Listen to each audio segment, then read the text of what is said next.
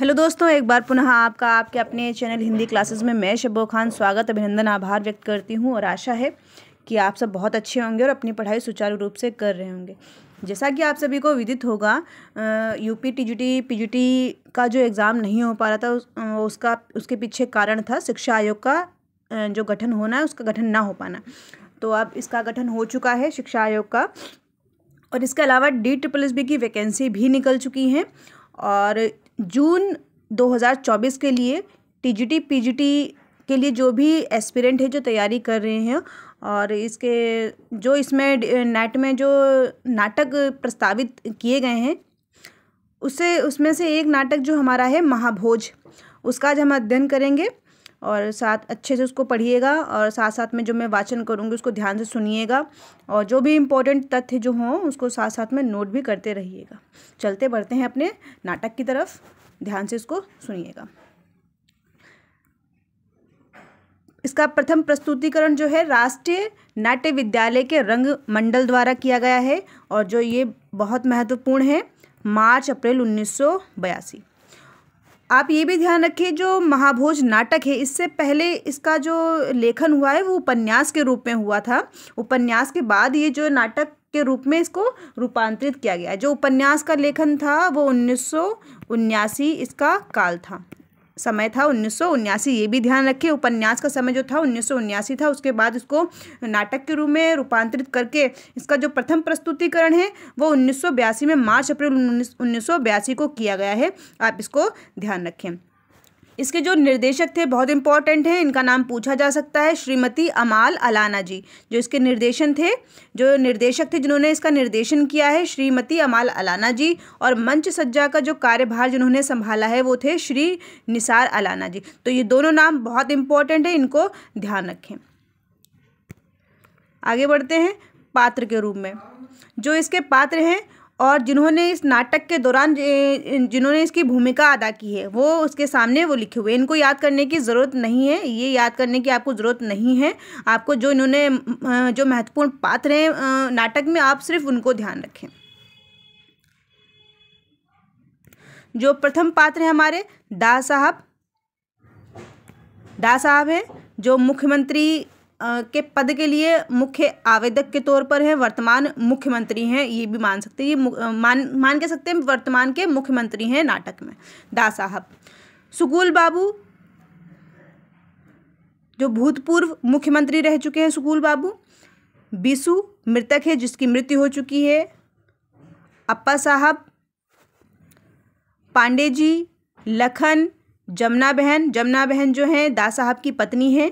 लखन जो विधायक के लिए नामांकन जिसने किया है, लखन ने। सक्सेना SP, सिन्हा DIG, दत्ता बाबू। इसके अलावा भवानी, नरोत्तम व मोहन सिंह, रत्ती, महेश को आप मुख्य तौर पर याद रखें, महत्वपूर्ण है, जिसने सूत्रधार की भूमिका अदा की है। सूत्रधार का मतलब ये होता है कि नाटक के मंचन के दौरान जो घटनाएं घटित होती हैं वो उसको बताते हुए चलता है। सूत्रधार जो है घटनाओं को बताते हुए चलता है साथ साथ में। जो ये मुख्य भूमिका में है महेश और सूत्रधार भी है, इसको ध्यान रखें। बिंदा, हीरा, थानेदार, जोरावर को भी ध्यान रखें। ये भी एक महत्वपूर्ण पात्र है जिसकी वजह से जो माना जाता है कि जो बिसु की जो मृत्यु हुई थी जोरावर ने ही करवाई थी। और जो ये क्या है, गांव का जो है जमींदार एक है, इसके अंदर दिखाया गया है, जमींदार तबके का है जोरावर। काशी, रुकमा और लठेत। इसके अलावा जो है जोगेश्वर साहू, बिसु की माँ व जोरावर की लड़की श्रीमती सिन्हा, DIG की पार्टी के मेहमान जो है, इनको आपको ध्यान देने की ज़्यादा ज़रूरत नहीं है। वैसे गांव वाले जो भी हैं वो ऊपर आ चुके हैं। मैं आपको एक बात और बताना चाह रही हूँ कि ये जो मूल प्रति से जो PDF से मैं आपको ये इसका अध्ययन करवा रही हूँ, तो ये जो थोड़ा सा टेढ़ा मेढ़ा जो है इसको थोड़ा सा आप एडजस्ट करें, क्योंकि ये मूल प्रति में ही ऐसी ही आई हुई है PDF के रूप में जो है। इसके आगे बढ़ते हैं हम, इसकी ज़रूरत नहीं है पढ़ने की। हाँ, यहाँ से पढ़ते हैं हम। मंच प्रस्तुति से पहले जो मन्नू भंडारी जी ने इसमें बताया है, जो अपने भाव प्रकट किए हैं, वो क्या थे, हम इसको देखेंगे। पहले महाभोज पहले उपन्यास और फिर नाटक के रूप में लिखना मेरे लिए बिल्कुल दो भिन्न रचनात्मक अनुभवों से गुजरना रहा है। स्वाभाविक भी है, क्योंकि हर विधा अपनी अलग ज़रूरतें होती है, हर विधा की अपनी अपनी अलग शर्तें होती हैं। उपन्यास लिखते समय उनकी स्थितियों, समस्याओं और पात्रों के साथ ही पाठक का भी अस्तित्व इस तरह घुल मिल गया था कि अलग से कभी उसका बोध ही नहीं हुआ। लेकिन नाटक को तो दर्शक से ही आरंभ करना पड़ा और उसकी निरंतर उपस्थिति लेखन को कहीं न कहीं नियंत्रित और निर्धारित भी करती रही। उपन्यास के पूरे विस्तार को कसी हुई और प्रभावपूर्ण दृश्य योजना में बदलना, अपने को अनुपस्थित करके केवल संवादों और क्रियाओं या मुद्राओं के माध्यम से सारे पात्रों और स्थितियों को उजागर करना, सारी प्रस्तुति को सीमित अवधि और रंग स्थलों में केंद्रित कर देना, ये और ऐसी ही जाने कितनी अपेक्षाएं और सीमाएं थी जिनसे बंधकर मुझे अपनी बात कहनी थी, कथ्य के प्रभाव को पूरी तरह सुरक्षित रखते हुए। इस प्रकार नाटक की अपेक्षाओं और अपने मंतव्य के बीच निरंतर संतुलन बिंदु खोजते आना मेरे उपन्यासकार के लिए निहायत ही नया अनुभव था। निश्चय ही इस प्रक्रिया ने मेरी संभक्त और दृष्टि को अधिक व्यापक और समृद्ध किया। उपन्यास के रूप में महाभोज न चरित्र प्रधान उपन्यास है, न समस्या प्रधान। बहुत महत्वपूर्ण लाइन है, इसको ध्यान रखें। मन्नू भंडारी जी ने स्वयं कहा है कि उपन्यास के रूप में महाभोज न चरित्र प्रधान उपन्यास है, न समस्या प्रधान। ये उपन्यास के लिए इन्होंने कहा है। वैसे कथानकों में आसानी यह होती है कि सारी चीज़ को समेटकर चरित्र या समस्या के आसपास केंद्रित कर दिया जाता है। रचना तब चुस्त भी लगती है और नुकीली भी। महाभोज के राजनीतिक माहौल को उजागर करने वाला स्थिति प्रधान उपन्यास है। महाभोज जो है आज के राजनीतिक, ये भी ध्यान रखें, महाभोज आज के राजनीतिक माहौल को उजागर करने वाला स्थिति प्रधान उपन्यास है। तो महाभोज कैसा उपन्यास है? स्थिति प्रधान। ये उपन्यास के बारे में अभी ये बता रही हैं। आज राजनीति की स्वप्नों और आदर्शों और मूल्यों वाला व्यक्ति नहीं चला आज राजनीति को स्वप्नों, आदर्शों और मूल्यों वाला व्यक्ति नहीं चलाता है, बल्कि राजनीति खुद अपने चरित्र गढ़ती चलती है। बहुत इम्पोर्टेंट लाइन है कि राजनीति को सपनों, आदर्शों और मूल्यों वाला व्यक्ति नहीं चलाता है आज के समय में, बल्कि राजनीति खुद अपने चरित्र गढ़ती चलती। जैसे जैसे राजनीति अपने परिवर्तित होती रहती है, वह खुद अपने ही चरित्र गढ़ती रहती है। तो जैसे जैसे समाज आगे बढ़ता जाता है, राजनीति क्या और गंदी होती चली जाती है। ऐसे चरित्र जो अपनी भीतरी निर्णय, विवेक या साहस से नहीं चलते, वरन स्थितियों के दबाव से बनते बिगड़ते हैं, उनका महत्व इसमें निर्जीव मोहरों से अधिक नहीं है। हर प्यादे की लड़ाई फर्जी बनने की है और लड़ाई की इस विषाक्त ने हर वर्ग को धीरे धीरे अपने चंगुल में कस लिया है। लेकिन मनुष्य क्या इतनी आसानी से अपने को स्थितियों के हवाले कर देता है? वह बिल्कुल भी प्रतिरोध नहीं करता है। इस अर्थ में यह उपन्यास सीधी प्रधान भी है, स्थिति प्रधान भी और यथास्थिति के विरुद्ध विद्रोह भी। व्यापक पृष्ठभूमि और चरित्रों की भीड़ वाले इस कथानक को केवल 2-2.5 घंटे की सीमित अवधि में समेटकर नाटक के रूप में प्रस्तुत करने के लिए उपन्यास को बेहद निर्ममता से काटना, बदलना या नए ढंग से लिखना मेरी मजबूरी थी। तो आप ये भी ध्यान रखें कि उपन्यास में जो, क्योंकि उपन्यास को इन्होंने सिर्फ 2-2.5 घंटे में सीमित किया है, नाटक को इन्होंने उपन्यास बढ़ाया, उसमें से उपन्यास में कुछ कथन जो काटे भी गए हैं, उनको काट कर फिर, क्योंकि उसमें नाटकों में दृश्य परिवर्तन होता है, अंक परिवर्तन उसके होते रहते हैं, तो उस हिसाब से उन्होंने उपन्यास में थोड़ा परिवर्तन करके उसके कथानकों को काट छाट कर इसमें प्रस्तुत किया है। क्योंकि उसमें अंकों और दृश्यों, उपन्यास में, नाटक में अंक और दृश्य भी रहते हैं, उपन्यास में अंक और दृश्य नहीं रहते हैं।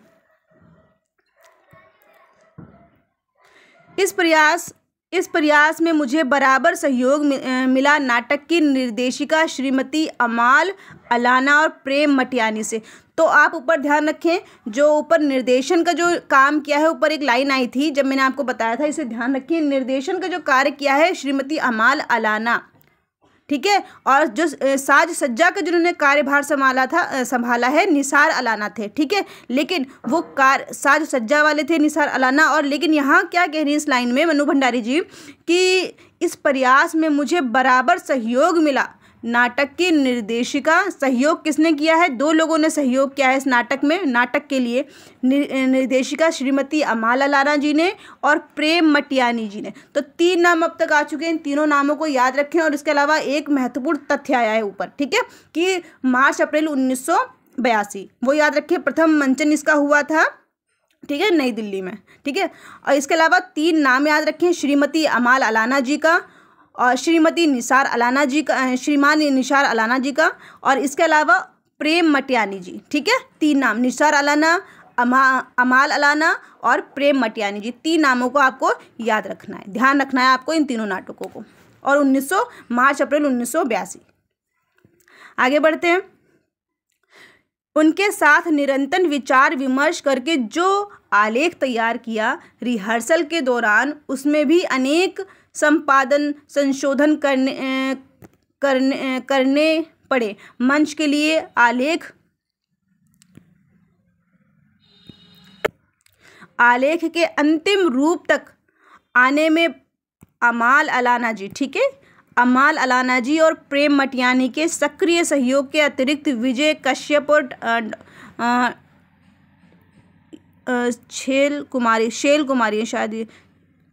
शैल कुमारी का योगदान भी उल्लेखनीय है, ठीक है। शायद दुनिया के हर नाटक को कागज से मंच तक पहुंचने में इसी प्रकार के सहयोगी प्रयासों और सुझावों से गुजरना पड़ता है।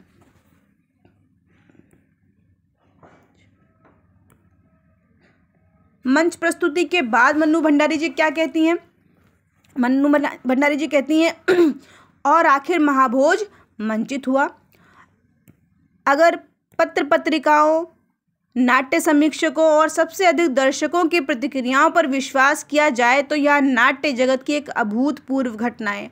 आलेख, निर्देशन, मंच सज्जा, प्रकाश योजना और राष्ट्रीय नाट्य विद्यालय के रंगमंडल के सधे और मंजे हुए कलाकारों का अभिनय, सभी बातों का कुछ ऐसा संतुलित तालमेल बैठ गया था कि नाटक के प्रभाव ने एक बार तो दर्शकों को स्तब्ध कर दिया।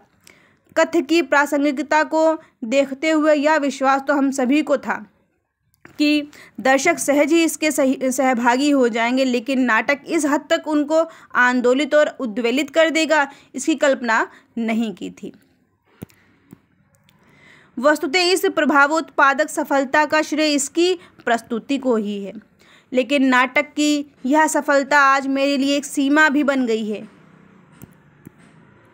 सच पूछिए तो अमाल ने जिस लगन, परिश्रम और व्यक्तिगत लगाव के साथ इसे मंच रूप दिया, उसके बाद कुछ भी कहना मेरे लिए शायद उचित नहीं था। हाँ, एक असहमति जो मुझे आरंभ में थी, आज भी है। पूरे नाटक में सूत्रधार की कोई संगति और सार्थकता मैं नहीं समझ पाई। अमाल का तर्क था कि नाटकों में केंद्रीय पात्र की अनुपस्थिति में सारी स्थितियों को एक तटस्थ दर्शक की तरह देखकर समेटने के लिए सूत्रधार की आवश्यकता महसूस हुई। तो सूत्रधार की आवश्यकता मन्नू भंडारी को नहीं थी। सूत्रधार मन्नू भंडारी उसमें, क्योंकि मन्नू भंडारी ने नहीं कहा था कि सूत्रधार इसमें होना चाहिए, तो सूत्रधार की जो आवश्यकता थी वो किसने इनको बताया है?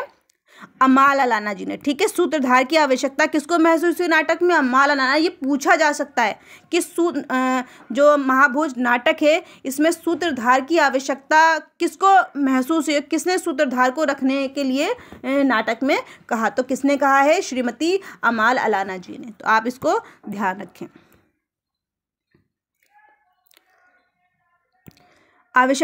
सूत्रधार की आवश्यकता महसूस हुई और यह काम उन्होंने मध्यवर्गीय प्रबुद्ध शोध छात्र महेश से लिया। तो जो महेश है, ठीक है, ये किसका प्रतिनिधित्व करता है? मध्य वर्ग का। ठीक है, ये ध्यान रखें, पूछा जा सकता है कि जो महेश पात्र है यह नाटक में किस वर्ग का प्रतिनिधित्व करता है।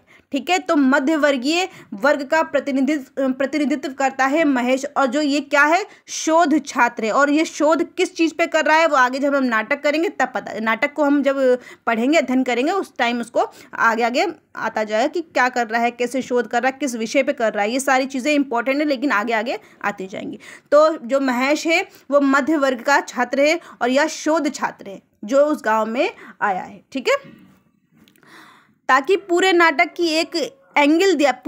एक एंगल दिया जा सके, मेरे विचार से इस प्रकार के केंद्रीय पात्र विहीन और स्थिति प्रधान नाटकों में दर्शक स्वयं सीधे स्थितियों के साथ तादात्म्य स्थापित कर लेते हैं। ठीक है, तो मन्नू भंडारी ने नहीं कहा था कि महेश को सूत्रधार के रूप में रखा जाए नाटक में, ये श्रीमती अलाना जी का सुझाव था। आगे क्या कहती हैं मन्नू भंडारी जी? उनका सहभागी हो जाता है और उनका सहभागी स्थापित कर लेता है, उनका सहभागी हो जाता है और स्वयं ही केंद्रीय पात्र की भूमिका निभाने लगते हैं। तो मन्नू भंडारी जी का कहना यह है कि नाटक में स्वयं जो दर्शक होते हैं वो खुद ही के पात्र की भूमिका में आने लग जाते हैं। खुद वो जब नाटक देखते हैं खुद वो तादात्म्य स्थापित कर लेते हैं नाटक को देखते समय। वो साधारीकरण वाला पढ़ा होगा ना आपने, उसमें काव्य शास्त्र में साधारीकरण हो जाना। ठीक है, वही वाली चीज़ें मन्नू भंडारी जी कह रही हैं। आगे क्या कहती हैं मन्नू भंडारी जी कि इसके अतिरिक्त नाटक की समाप्ति पर सूत्रधार का शब्दहीन संवाद इस बात को तो स्पष्ट कर देता है कि स्थितियां अब कहने सुनने से परे चली गई हैं, क्योंकि स्थितियां अब राजनीति से ऊपर निकल चुकी है। राजनीति ही सब कुछ, ठीक है, राजनीति ही अब हर चीज़ सबसे सर्वोपरि क्या हो चुकी है? राजनीति हो गई। तो उस राजनीति में कहने सुनने से सब कुछ परे हो चुका है कि आम आदमी की अब कोई भूमिका रह ही नहीं गई है। आगे क्या कहती हैं? लेकिन इससे ऊपर न्यास में विद्रोह और संघर्ष की जिस निरंतरता की ओर संकेत है वह कहीं न कहीं धुंधला होकर टूटता सा लगता है। बेहतर तो यह होता कि महेश किसी प्रकार बिंदा के संघर्ष को आगे बढ़ाने वाली कड़ी के रूप में उभर कर आता और इस विश्वास की पुष्टि करता कि विद्रोह की आग दबाई तो जा सकती है, पूरी तरह कुचली नहीं जा सकती। बहरहाल दिल्ली के दर्शकों ने जिस गर्मजोशी और लगाव भरे उत्साह से इस नाटक का स्वागत किया, इससे दिल्ली में इसके अनेक प्रदर्शन होने की संभावना बढ़ गई है। बम्बई, कलकत्ता, पटना आदि शहरों में लगातार इसके आलेख की मांग आ रही है और निश्चित है कि वहाँ भी इसका मंचन होगा। लेकिन क्या यह नाटक कभी उन लोगों तक भी पहुँच पाएगा जिनकी व्यथा कथा इसमें है? इस बात का मुझे पूरी तरह एहसास है कि अल्प साधनों वाली छोटी छोटी रंग मंडलियों के लिए इस तरह के बहुपात्रीय और रंगस्थलीय नाटकों का मंचन मात्र ही अपने आप में एक भारी समस्या है। इस चीज़ को भी मन्नू भंडारी जी कहती हैं, ये चीज़ भी ध्यान रखें। लेकिन साथ ही यह भी सच है कि इस तरह के नाटक ही रंगकर्मियों के लिए चुनौती भी होते हैं। इस तरह के नाटक रंगकर्मियों के लिए चुनौती भी होते हैं और नए नए मंच कौशल या तकनीकी ईजाद के लिए प्रेरणा स्रोत भी। आज देश के अनेक भागों में कई नाट्य मंडल ऐसे भी हैं जिनके लिए नाटक मात्र एक कला अभ्यास ही नहीं बल्कि सामाजिक जागृति और संघर्ष का हथियार भी है। इनमें से यदि कुछ अपने अपने क्षेत्र में महाभोज का मंचन करें तो यह तय है कि प्रस्तुति इतनी भव्य, कलात्मक और सफल नहीं होगी, पर शायद सार्थक अधिक हो, क्योंकि मूलतः यही इस नाटक की आत्मा की मांग है।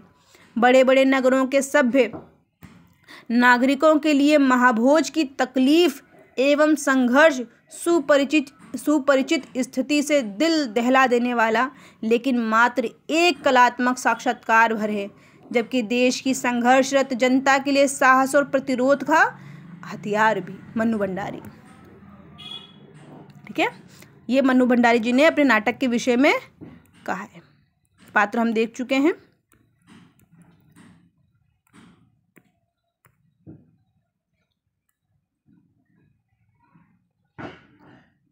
चलो इसको एक बार देख लेते हैं, ये क्या क्या है। ठीक है, यहाँ से एक बार, ठीक है, इसको एक बार देख लेते हैं ताकि वो सारी जो रूपरेखा प्रस्तुत हो जाए हमारे आंखों के सामने। दादा साहब जो क्या है, मुख्यमंत्री हैं, मैं बता चुकी हूँ मैं आपको। सुकूल बाबू भूतपूर्व मुख्यमंत्री हैं, विरोधी पार्टी के नेता हैं। अप्पा साहब सत्तारूढ़ पार्टी के अध्यक्ष हैं। अप्पा साहब क्या है, सत्तारूढ़ जो पार्टी है उसके अध्यक्ष हैं अप्पा साहब। पांडे जी दादा साहब के निजी सचिव हैं पांडे जी। लखन दादा साहब का विश्वास पात्र सरोहा चुनाव के लिए प्रत्याशी, जो उसमें सरोहा गांव का जो चुनाव होना है उसका प्रत्याशी है लखन। ठीक है, अप्पा साहब की तरफ से ये खड़ा हुआ है। ठीक है, ये जो कहाँ से खड़ा हुआ है, अप्पा साहब की ओर से ये खड़ा हुआ है। ठीक है, जमुना बहन जो है दादा साहब की पत्नी है। सक्सेना एसपी है। सिन्हा क्या है, डीआईजी। सक्सेना जो है एसपी है, अच्छा इंसान है, और सिन्हा जो है वो अच्छा इंसान इसमें नहीं दिखाया गया है, वो भ्रष्टाचारी के रूप में इसको दिखाया गया है। दत्ता बाबू जो है मशाल साप्ताहिक के संपादक हैं, महत्वपूर्ण है। दत्ता बाबू मशाल पत्रिका का आया है, इसमें नाम ध्यान रखें। ये भी पूछा जा सकता है कि इसमें महाभोज नाटक में किस पत्रिका का नाम आया है, तो मशाल पत्रिका का नाम आया। और यह पत्रिका कैसी पत्रिका है, साप्ताहिक पत्रिका। इसको भी ध्यान रखें, मशाल कैसी पत्रिका है, साप्ताहिक पत्रिका है। भवानी जो है मशाल का सह संपादक है। नरोत्तम प्रेस रिपोर्टर है। ठीक है, महेश रिसर्च स्कॉलर एवं सूत्रधार है। रत्ती दादा साहब का पीए है। मोहन सिंह पुलिस कांस्टेबल है। मोहन सिंह बीसू हरिजनों का हमदर्द जो मार दिया गया। ठीक है, किसको मार दिया गया है, बीसू को। महत्वपूर्ण पात्र है बीसू, हरिजनों का हमदर्द है और उसको मार दिया गया है। हीरा बीसू का बाप है। हीरा पिता है बीसू का, कौन, हीरा। बिंदा बीसू का अभिन्न मित्र है। बिंदा कौन है, बीसू का अभिन्न मित्र है बिंदा। रुकमा कौन है, बिंदा की पत्नी है। और बिंदा और रुकमा और जो बीसू, रुकमा और बीसू ये दोनों साथ में बचपन के दोस्त हैं, साथ में ही पढ़े थे। ठीक है, जोरावर महत्वपूर्ण पात्र है।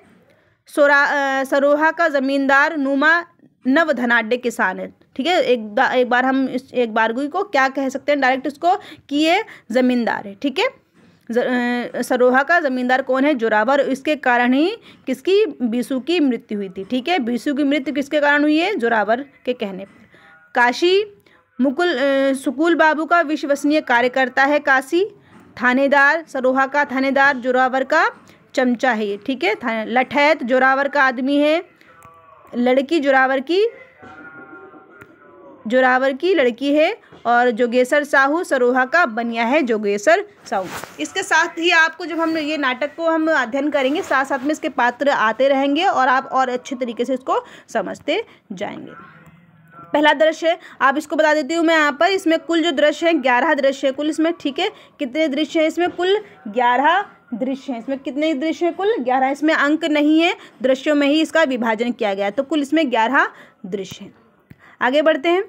पहला दृश्य गांव का मैदान, इसको ध्यान रखें। आप अगर आपने इससे पहले का एग्जाम दिया हो या आपने नेट के यूजीसी नेट के आपने प्रीवियस क्वेश्चन पेपर देखे हो तो वहाँ दृश्यों से प्रश्न बन रहे हैं कि पहले दृश्य का घटनाक्रम कहाँ का है, द्वितीय का कहाँ का है, तीसरे का, चौथे का, ये सब ऐसे प्रश्न बने हैं, तो आप इन चीज़ को भी ध्यान रखें।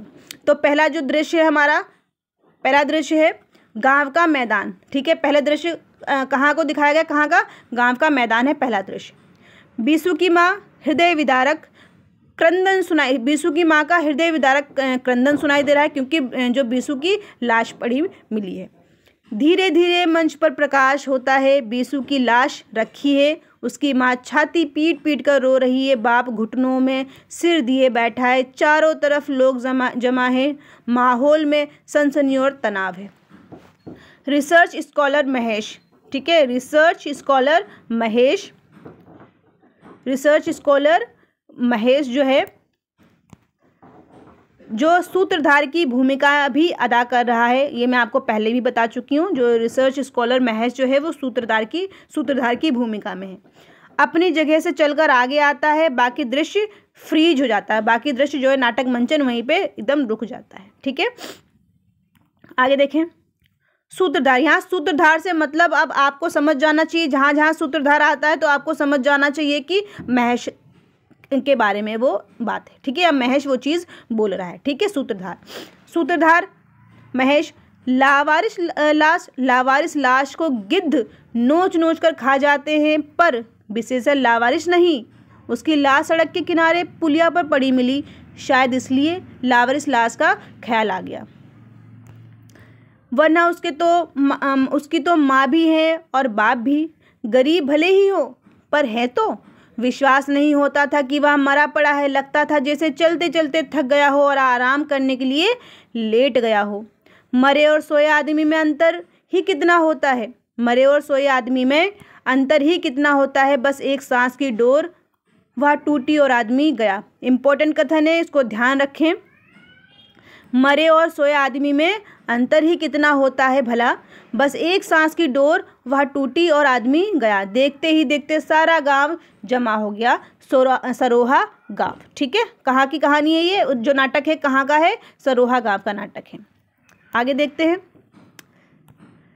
लोग एक दूसरे को धकेलते हुए लाश के पास आ रहे हैं। भीड़ में आतंक और अजीब तरह का तनाव। एक फोटोग्राफर तस्वीरें खींच रहा है, कभी भीड़ की तो कभी लाश की। रिपोर्टर नरोत्तम चारों तरफ देखकर स्थिति का जायजा ले रहा है, साथ ही कुछ लिख भी रहा है। एक लठेत भीड़ को लाश के पास से हटा रहा है। महेश सूत्रधार की भूमिका अदा करने के बाद फिर भीड़ में आ मिलता है। वह लाश की ओर देख रहा है, बेहद दुखी और उदास और त्रस्त। बीसू की माँ। बीसू कौन? जिसकी लाश पड़ी है। वो कौन है? बीसू है। जिसकी लाश पड़ी है वो कौन है? बीसू है। बीसू की माँ। हाय हमार बचवा रे, अरे हमार बिटवा रे, अरे हमार गऊ जस बिटवा के कौन मार दी ही रे। ... रुकमा खुद रोते रोते, चुप कर काकी चुप कर, धीरज धर। लठेत आता है, लाश के पास घिर आए 3-4 आदमियों को धकेल कर हटाता है। लठेत, अरे हियाँ का जीवनार हुई रही, चले आए सब के सब, हटो हियाँ से। इन सौरन के काम न धंधा, गांव में पत्ताओं खड़के तो मुद्दा। गांव में पत्ता भी खड़क जाता है तो क्या वहाँ का मुद्दा बन जाता है। और मुद्दा क्यों ना बने, क्योंकि क्या है, सरोहा में इलेक्शन है तो मुद्दा तो बनेगा ही, उछलेगा ही। राजनीतिक पार्टियां अपने मुद्दों को आगे बढ़ाने के लिए, आगे अपनी पार्टियां बनाने के लिए, जीतने के लिए कोई ना कोई मुद्दा खड़ा करेंगी। आगे क्या करते हैं? थानेदार बोलता है, चिंता काहे करते हैं पांडे जी, हम अभी मुआयना करके तहकीकात किए लेते हैं। चादर हटाकर लाश का अच्छी तरह मुआयना करता है। कौन करता है? थानेदार। चादर ढककर हवा में डंडा घुमाते हुए एक चक्कर लगाता है, घूर कर सबको देखता है। लोग सहमे हुए थरथराने लगते हैं। घूमकर वापस लाश के पास आता है, सबको संबोधित करके। सबसे पहले को देखिए रहा लाश को। सबसे पहले किसने लाश को देखा? सब चुप कड़क कर बोलो, को देखिए रहा। जोगेश्वर साहू कांपते हुए थरथराता सामने आता है। हम देखा रहे सरकार, पर हम ... थानेदार, कौन जोगेश्वर? यहाँ लाओ। तो ध्यान रखें, सबसे पहले लाश को किसने देखा था? जोगेश्वर साहू ने सबसे पहले लाश को देखा था। इम्पोर्टेंट है ये, ध्यान रखें, इम्पोर्टेंट है ये। तो लाश को सबसे पहले किसने देखा था? जोगेश्वर साहू ने देखा था। लाश को सबसे पहले किसने देखा था? जोगेश्वर साहू ने। जोगेश्वर साहू डरते हुए, नहीं सरकार। थानेदार, ये लाइन छूट गई। थानेदार, कौन जोगेश्वर साहू? यहाँ लाओ। जोगेश्वर कांपता हुआ और पास आता है। जब लहाज देखो, आसपास कोई उधर और था। जोगेश्वर कहता है डरते हुए, नहीं सरकार। थानेदार, बीसू कछु हिलत डुलत रहा? जोगेश्वर, नहीं सरकार, उमा तो जाने नहीं रही। थानेदार, एक बार फिर चादर हटाकर लाश देखता है। पांडे जी से, मारपीट या चोट का तो कोनो निशान नहीं है, खुदे कुछ खा खुआ कर सो गया होगा ससुरा। महेश, सूत्रधार। महेश जो है थानेदार के पास जाकर, नहीं ऐसा तो वह कर ही नहीं सकता। लठेत, का बात है महेश बाबू, तो हाथ सगा लगत रहा का? थानेदार से थोड़ा सा हटकर 3-4 लोग धीरे धीरे आपस में बातें कर रहे हैं। पहला व्यक्ति बोलता है, इस शहरी बाबू ठीक कहत रहा, बीसू आपन मौत नाही मरा। दूसरा, सो तो हमहू जानत हैं। पहला कहता है, जुल्म की हद हुई गई, अब तो जीना मुश्किल हुई गवा हम गरीबन का तो गांव में। तीसरा कहता है, शरीर में चोट ना घाव जाने कैसे मारे से की ... दूसरा बोलता है, हीरा बतावत रहा कि रात में तो घर में ही सोवा रहा और भिनसारे लहास पुलिया पर। जोगेसर बोलता है, जोगेसर थानेदार के पास जाकर रिरियाते हुए जोगेसर बोलता है, सरकार ई मामला में हमार कौन हाथ नाही, हम बेकसूर रहीन सरकार, हमका बीच में न घसीटो। थानेदार, लेन देन कैसे नहीं, तुम्ही का तो जल्दी पड़ी रही लहास देखन की, तुम तो थाना तलक घसीटे जाओगे। हवा में डंडा घुमाकर जोर से, तुम सब भीड़ में से कुछ लोग इधर उधर सरकने की कोशिश करते हैं, सारी हलचल फ्रीज हो जाती है। सूत्रधार आगे आता है। सूत्रधार अब क्या करता है, आगे आता है। सूत्रधार, गांव सरोहा शहर से ज़्यादा दूर नहीं है, मुश्किल से 20 मील, लेकिन कुछ सालों पहले तक यही दूरी बहुत ज़्यादा थी। गांव में जो कुछ भी घटता गांव का ही होकर रह जाता, शहर उससे एकदम बेअसर रहता, बेअसर और अछूता। लेकिन अब यह दूरी एकदम सिमट गई है। दूरी क्यों सिमट गई है? क्योंकि इलेक्शन है।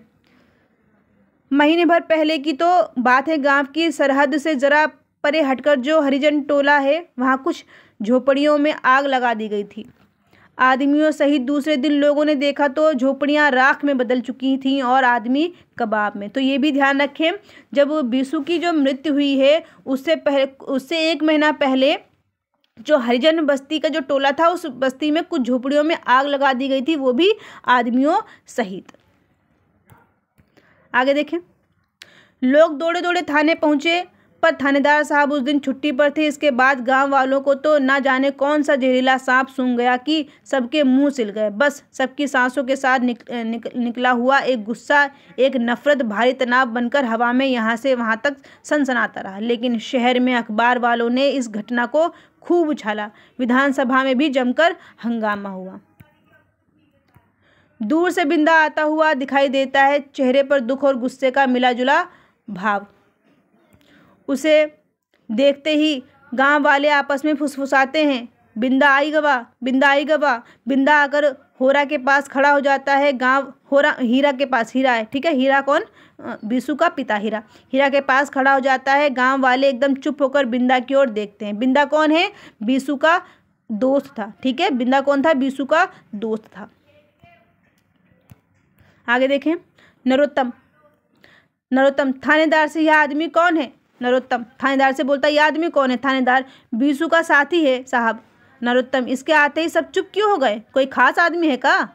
थानेदार, अरे खास बात कुछ नहीं साहब, बस हरिजनों को भड़काने वाला एम्बुलेंस की आवाज़ सुनाई देती है, ठीक है। क्या कहता है ये थानेदार की, ये कुछ खास बात नहीं है, बस हरिजनों को भड़काने वाला है।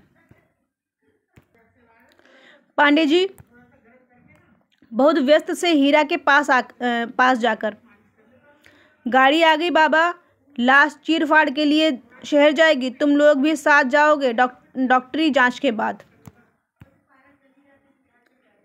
हीरा, जो इतनी देर से चुप चुप रो रहा था, एकदम फूट पड़ता, नहीं हमार बचुआ का शरीर छलनी ना करो, अरे हमार बिटवा का फूल जैसा शरीर ... पांडे जी, हीरा की पीठ सहलाते हुए, या तो बहुत ज़रूरी है बाबा, वरना पता कैसे लगेगा कि मौत कैसे हुई। थानेदार आसपास खड़े लोगों से, अरे बढ़कर लाश उठाओ। बीसू की मां लाश से चिपट जाती है, जैसे लाश को ले जाने नहीं देगी। रुकमा और एक दो औरतें उसे पकड़कर संभालती हैं। बिंदा सबको धकेलता हुआ अकेला ही लाश उठा लेता है। कुछ लोग माँ बाप को पकड़कर लाश के पीछे पीछे ले जाते हैं। फोटोग्राफर फोटो खींचता हुआ पीछे पीछे जाता है। थानेदार भी निकल जाता है। गांव वाले फिर सिमटकर पास आ जाते हैं। पहला व्यक्ति बोलता है, बिंदा आवा तो मुला कछु बोला नहीं, बिंदा आवा तो मुला कछु बोला नहीं ... का बात है? दूसरा, ऊका मुंह ना ही देखा ... कैसा तमतमाया रहा, अब ऊ चुप्पे बैठे वाला नहीं। थानेदार लौट कर आता है। थानेदार। कौनो ससुरा हिये से हिलेगा नहीं, अभी बयान हुई है सबका। सब जहाँ के तहाँ स्थिर हो जाते हैं सूत्रधार आगे आकर।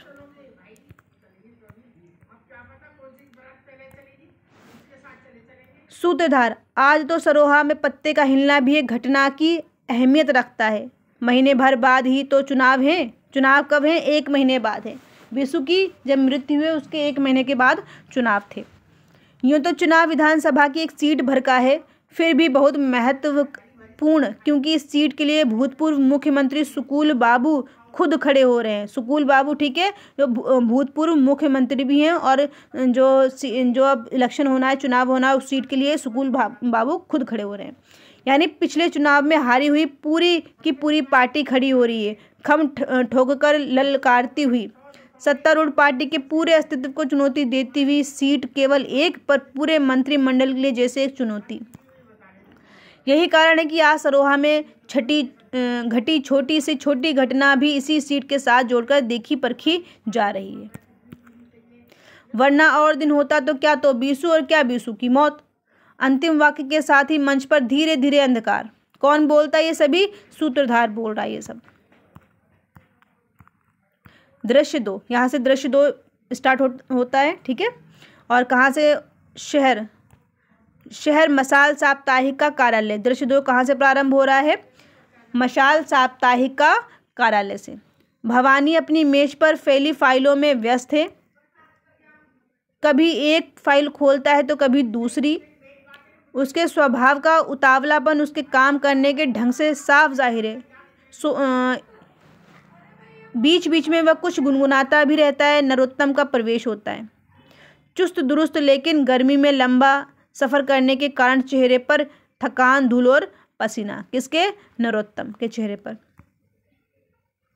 नरोत्तम, दत्ता बाबू नहीं आए अभी तक। भवानी, ऊपर से नीचे तक नरोत्तम के हुलिये का मुआयना करके आकर फिर गए हैं काम से। ... पर तुमने अपना ये हुलिया क्या बना रखा है? भवानी से बोलता है, ठीक है। नरोत्तम, सरोहा से सीधा यहीं चला आ रहा हूँ। कंधे पर लटका झोला मेज पर डालकर कुर्सी पर पसर जाता है। वहाँ आज फिर एक और हत्याकांड हो गया। सवेरे सवेरे पुलिया पर लाश पाई गई। कौन बोलता है? नरोत्तम बोलता है। और भवानी से आगे देखें। भवानी उत्सुकता से, अब उसे उत्सुकता किस चीज़ की हो गई कि उसे और मसाला मिल गया उसके पत्र के लिए, मशाल के लिए। उसे क्या मिल गया? मसाला मिल गया 1-2 दिन का। सरोहा में ... किसकी लाश? नरोत्तम, विशेषर नाम के। बीसू का नाम क्या था? विशेषर, ठीक है। अगर पेपर में ये पूछा जाता है एग्जाम में, बीसू, ठीक है, कौन था, किसका बेटा था, ठीक है, और किसकी मृत्यु हुई, तो ये बीसू और विशेषर एक ही पात्र है। विशेषर नामक किसी आदमी की, जिसे अब बीसू कहते हैं, थे। वैसे शरीर पर चोट या घाव का तो कोई निशान नहीं था, ना ही आसपास कोई हथियार मिला है। भवानी, यह सुनकर ही जैसे उत्साह ठंडा पड़ गया।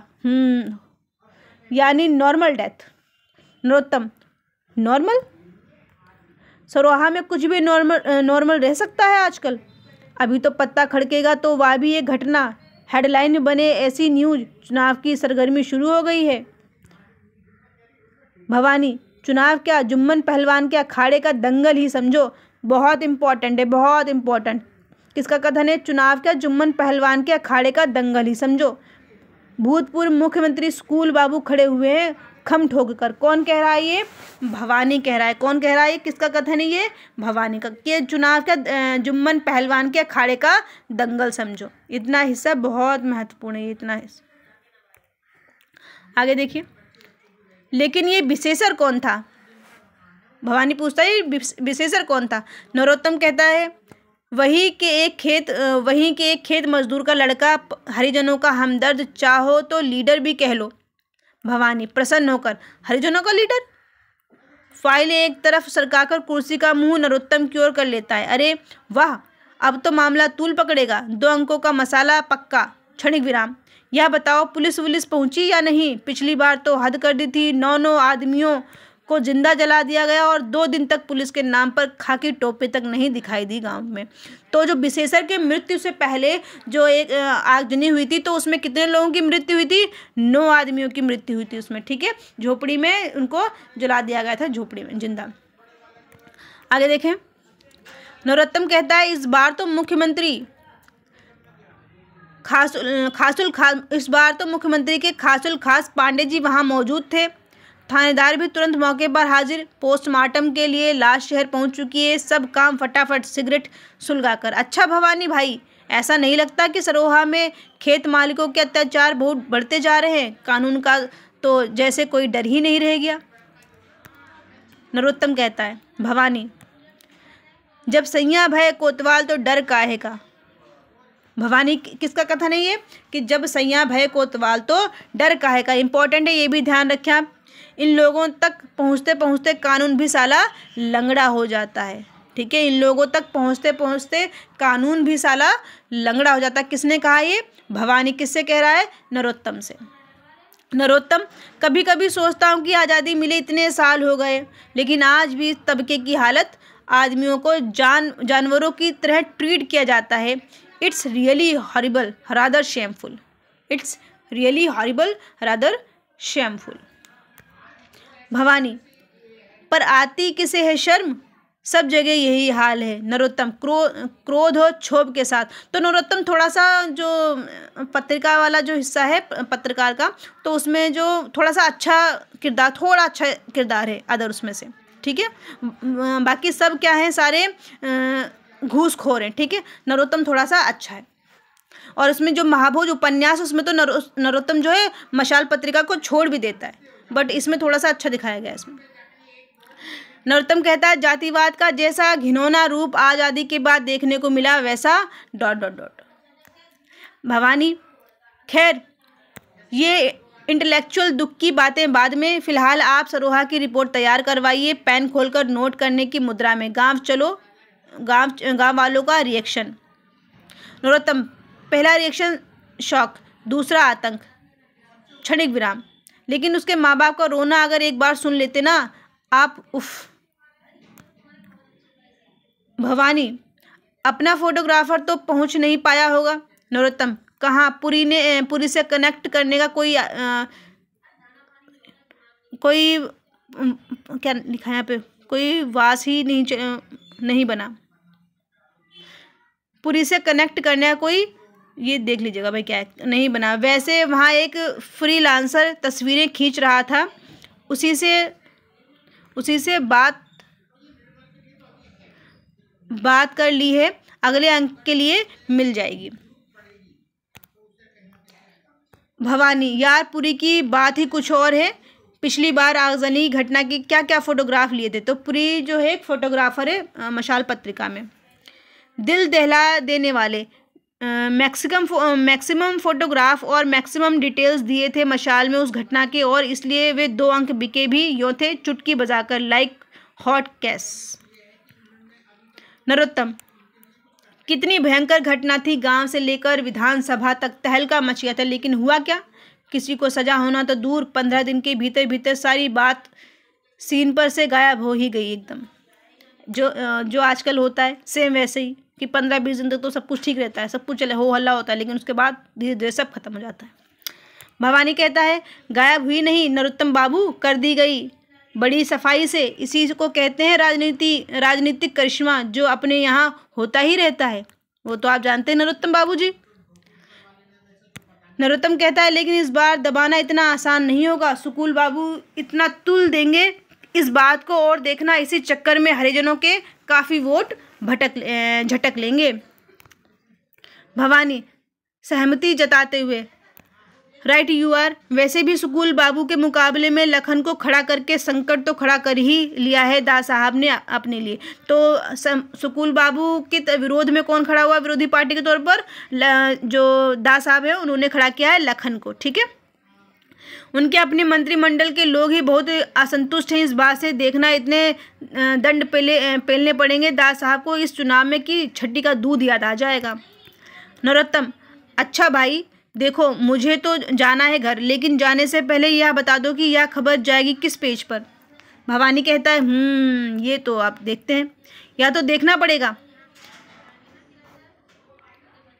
डमी उठाकर पलटते हुए, अंक तो सारा कंपोज हो गया है, बस खेल खिलाड़ी वाला पेज बाकी रह गया है। नरोत्तम, अरे वो कोई कुश्ती में थोड़ी ही मारा गया है जो खेल खिलाड़ी में दोगे, जरा गंभीरता से देखो, न्यूज़ जाएगी फ्रंट पेज पर, समझे। भवानी, फ्रंट पेज पर? नरोत्तम, और मैं यहाँ भागा भागा आया किस लिए हूँ? डमी लेकर देखते हुए पड़ता है, भीड़ भाड़ में बलात्कार। भवानी से, ये भीड़ भाड़ कहाँ हुई?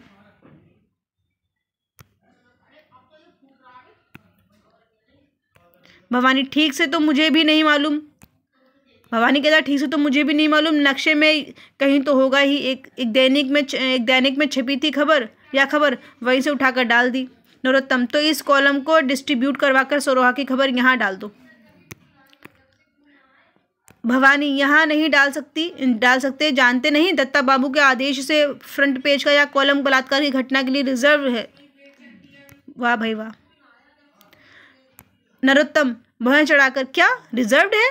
और नहीं तो बलात्कार की घटना तो डर दत्ता बाबू खुद करते हैं। चेहरे पर क्रोध उभर आता है। भवानी कान पर हाथ लगाकर, तौबा तौबा तौबा, कुछ तो बुजुर्गवार का ख्याल करो। देखो यार, इतना बड़ा देश है, कहीं ना कहीं तो होगा ही। नरोत्तम, और वह आपके लिए इतना महत्वपूर्ण है कि फ्रंट पेज पर छपे?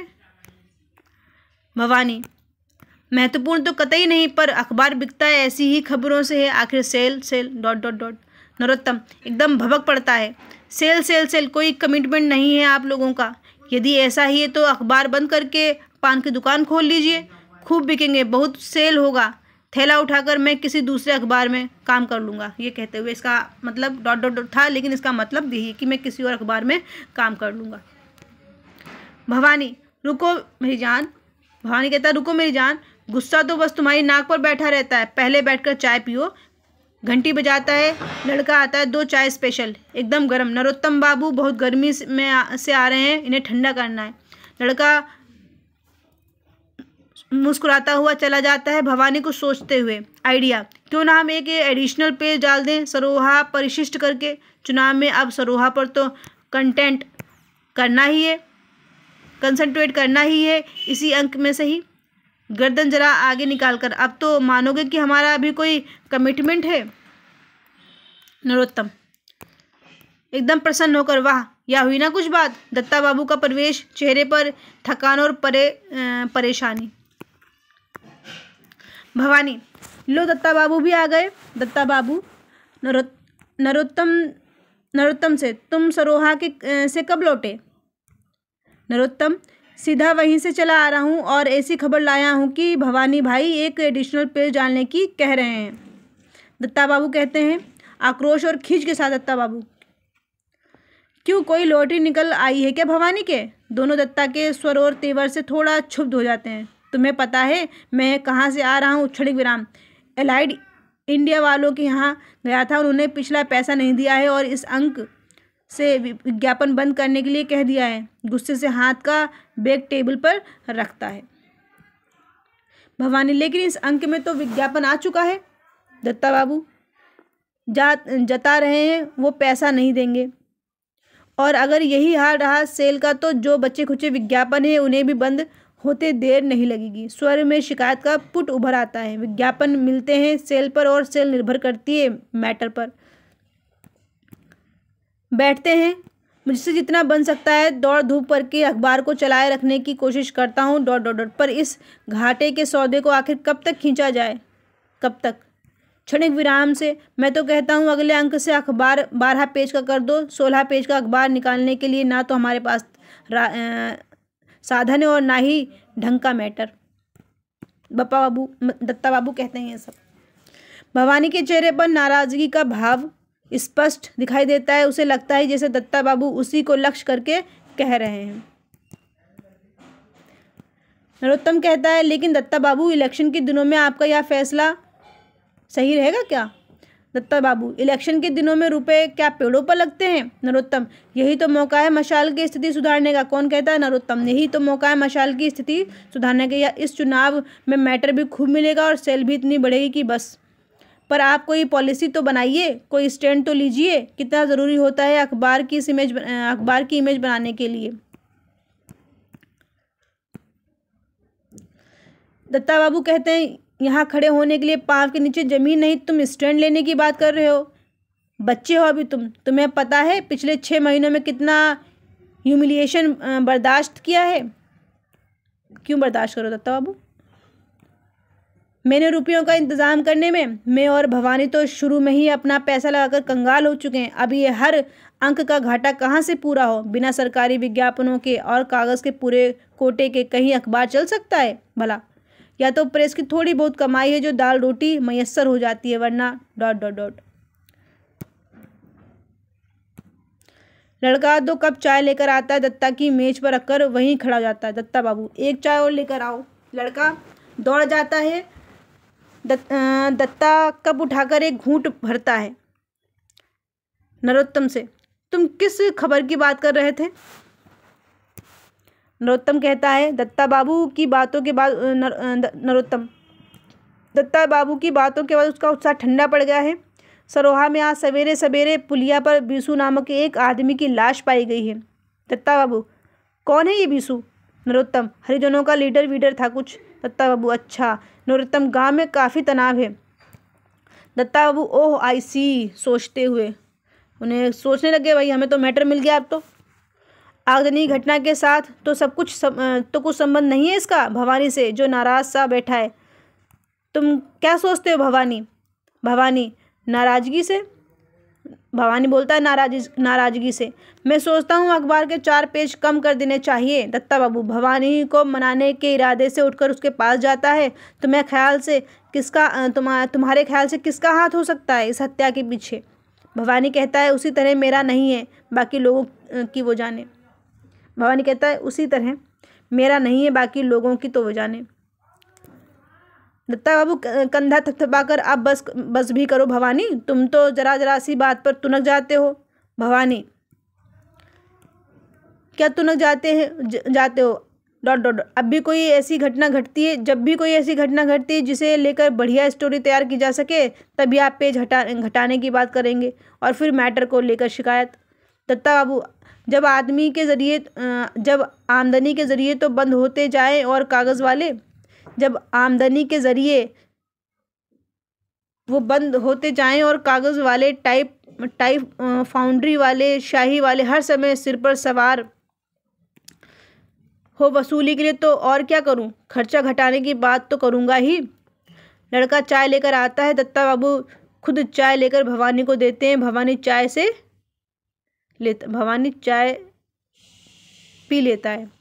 दत्ता बाबू, अच्छा बताओ, वो एडिशनल पेज का तुम्हारा क्या आइडिया है? भवानी जवाब नहीं देता तो खुशामद सी करते हुए, अब बता भी दो यार। भवानी कहता है, चाय का प्याला रखकर पहले वाले उत्साह के साथ, देखिए इस वारदात से सुकूल बाबू की अधपकी खिचड़ी में निश्चित रूप से एक जोर का उबाल आएगा। इसलिए हम सोच रहे हैं कि अपनी तरफ से भी कुछ मिर्च मसाला मिलाकर इसका पुलाव बनाया जाए और एक एडिशनल पेज पर सजाकर जनता जनार्दन को परोस दिया जाए। वाह भाई वाह, तालियां बजनी चाहिए इस आइडिया के लिए तो भवानी के। नरोत्तम, हेडलाइन होगी, सरोहा में आज सवेरे सवेरे पुलिया पर एक आदमी की लाश पाई गई। भवानी कहता है, धत तेरे की, इतनी सपाट हेडलाइन। एक क्षण सोचने के बाद नाटकीय मुद्रा में, सरोहा में फिर एक रहस्यात्मक हत्या, लाश पुलिया पर मिली, गांव में भारी खलबली। सहज होकर, हेडलाइन हमेशा कैची होनी चाहिए, जो पढ़े वो अखबार ज़रूर खरीदें।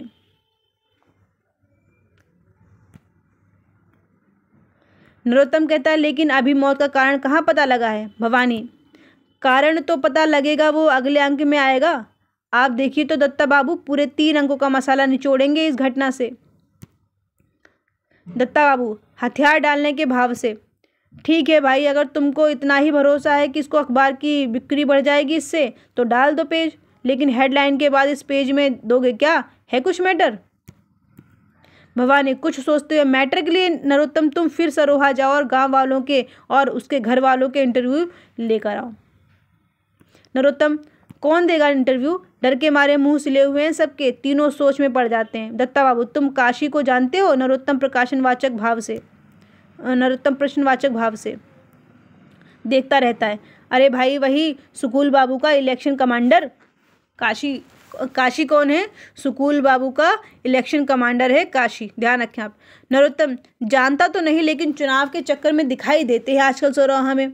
दत्ता बाबू, तो उसको पकड़ो जाकर, वो लोकल आदमी है, रेशा उधेड़ कर रख देगा इस घटना का अपनी कमेटी के साथ।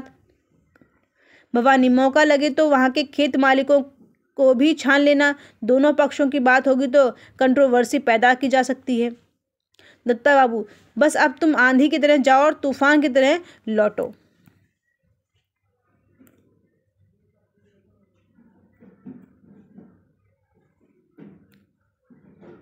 भवानी, कल सवेरे तक सारा मैटर और 3 फोटोग्राफ, एक लाश का, एक रोते हुए माँ बाप का और एक डरे सहमे लोगों का मुझे मिल जाए तो परसों इस पेज के साथ ही अंक निकले। नरोत्तम कुर्सी से थैला उठाकर चलता है। भवानी दरवाजे तक उसके साथ जाता है और बेस्ट ऑफ लक कहकर उसे विदा करता है। अंधकार मंच पर क्या हो जाता है? अंधकार हो जाता है। दृश्य 3, तीसरा दृश्य यहाँ से स्टार्ट होता है। तीसरा दृश्य यहाँ से स्टार्ट हो जाता है। दास साहब की कोठरी का भीतरी भाग। तो तीसरा जो दृश्य कहाँ से स्टार्ट होता है? दास साहब की कोठरी का भाग है। कमरा 2 हिस्सों में बटा है। एक और उनकी बैठक जिसमें गद्दीदार कुर्सियां और सेंटर टेबल, दूसरी ओर उनका घरेलू दफ्तर जिसमें दीवार के सहारे मोटा गद्दा बिछाए गाय तकिए लगे हैं। एक और डेस्क पर करीने से लगी फाइलें, दूसरी ओर चौकी पर 2 टेलीफोन, पीछे रैक पर पुस्तकें। दोनों कमरों में गांधी नेहरू की बड़ी बड़ी तस्वीरें। दास साहब के दफ्तर से जुड़ा उनके पीए रत्ती का छोटा सा केबिन है। तो दास साहब का कौन सा पीए कौन है? दास साहब का रत्ती दास साहब का पीए है। रत्ती क्या है? दास साहब का पीए है। रत्ती क्या है? दास साहब का पीए। टेबल पर टाइपराइटर और फोन। बैठक का दरवाज़ा भीतर की ओर जाता है और दफ्तर का बाहर की ओर। दास साहब कुर्सी पर बैठे हुए गीता पढ़ रहे हैं। बहुत इंपॉर्टेंट प्रश्न दिसंबर 2023 में पूछा गया था। ये 2023 में ये प्रश्न पूछा गया दिसंबर के कि कौन सा पात्र गीता वाचन करता है। ठीक है, तो दास साहब गीता का वाचन करते हैं। दास साहब क्या पढ़ते हैं? गीता का वाचन करते हैं दास साहब। इम्पॉर्टेंट है, ध्यान रखें इसको। तो दास साहब कुर्सी पर बैठे हुए गीता पढ़ रहे हैं। सौम्य शांत चेहरा, गुरु गंभीर वाणी। कमरे के दूसरे सिरे पर जमुना बहन बैठी कुछ सिलाई कर रही हैं। जमुना बहन कौन है? दास साहब की पत्नी है। दास साहब प्रजहाति यदा कामान सर्वान पार्थ मनोगतान आत्मनेव आत्मनो तुष्ट स्थित प्रज्ञ तदोच्चय। ठीक है, इसे आप देख लेना। ये पढ़ रहे हैं, संस्कृत का वाचन कर रहे हैं। तमतमाया हुआ लखन भीतर घुसता है। लखन कौन है? जिसको खड़ा किया है दास साहब ने इलेक्शन में। उसके हाथ में मशाल का ताजा अंक है। ठीक है, लखन बहुत आवेश में, मैं कहता था ना ये जोरावर ... एकाएक याद आता है कि जमुना बहन के पैर छूना भूल गया, बढ़कर पैर छूता है। जमुना बहन उसके आवेश को देखकर स्नेह से सिर पर हाथ फेरते हुए, क्या बात है, बाहर बहुत गर्मी है क्या? लखन, बाहर क्या, गर्मी तो मेरे भेजे में घुसी हुई है। ये जोरावर खुद तो मरेगा ही, हमको भी ले डूबेगा। जमुना बहन, क्या हुआ, क्यों इतना तमतमा रहा है? लखन अखबार देते हुए, अभी तो कुछ नहीं हुआ, बहुत मामूली सी बात हुई है, एक आदमी की हत्या। असली बात तो तब होगी जब हरिजनों के सारे वोट सुकूल बाबू के नाम पड़ जाएंगे। जमुना बहन क्यों? अखबार पढ़ने लगती हैं। लखन उसी आवेश में, जोरावर के सिवाय कोई नहीं करवा सकता ये काम। दास साहब उसी जगह बैठे बैठे शांत स्वर में, पुलिस तो अभी तहकीकात ही कर रही है और तुम नतीजे पर भी पहुंच गए? जमुना बहन अखबार में देखते हुए, वो नहीं पहुंचा नतीजे पर, सारा गांव कह रहा है, अखबार में भी छप गया है। दास साहब कानून अनुमान पर नहीं, प्रमाण पर चलता है। बहुत इंपॉर्टेंट लाइन है, किसकी है? दास साहब की। दास साहब ऐसे पात्र हैं जो अच्छी अच्छी बातें करते हैं, लेकिन उसके साथ साथ अपने राजनीतिक उल्लू भी सीधा करते रहते हैं। ऐसे पात्र हैं दास साहब, और ये अच्छे राजनीतिज्ञ की पहचान है। ये भी है कि अपना अच्छी अच्छी बातें करो, पीठ पीछे कुछ भी करते रहो और राजनीति अच्छी करो।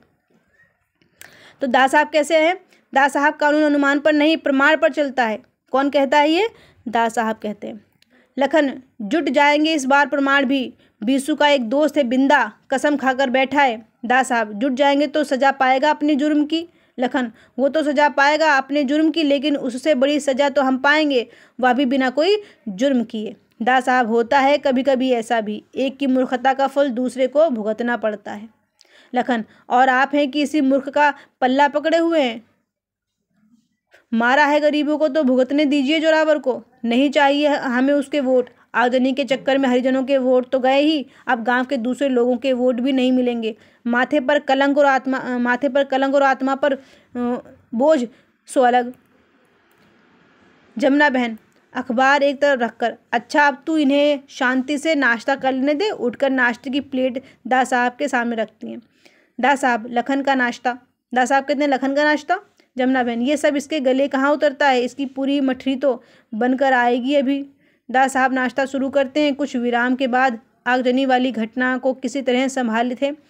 घरेलू उद्योग योजना के मरहम में आगजनी वाली घटना को किसी तरह संभाले थे घरेलू उद्योग योजना के मरहम से। तो घरेलू उद्योग योजना दास साहब ने जो आगजनी हुई थी उसके बाद घरेलू उद्योग योजना ला दी, ताकि जो आगजनी की जो थी समस्या वो हल हो जाए। जो ये राजनीतिज्ञ करते हैं, सारे राजनीतिक पार्टियां, कोई भी राजनीतिक नेता जो हैं वो यही करते हैं। इसी स्थिति में चुनाव। दास साहब, कैसी बातें करती हो? आर्थिक सहायता से गरीबी पर ज़रूर मरहम लगाया जा सकता है, पर प्रियजनों के बिछुड़ने के दुख पर नहीं। आदमी का दुख जिस दिन पैसे से दूर होने लगेगा, इंसानियत उठ जाएगी दुनिया से। बहुत इंपॉर्टेंट पात्र है। और ये कौन कहता है?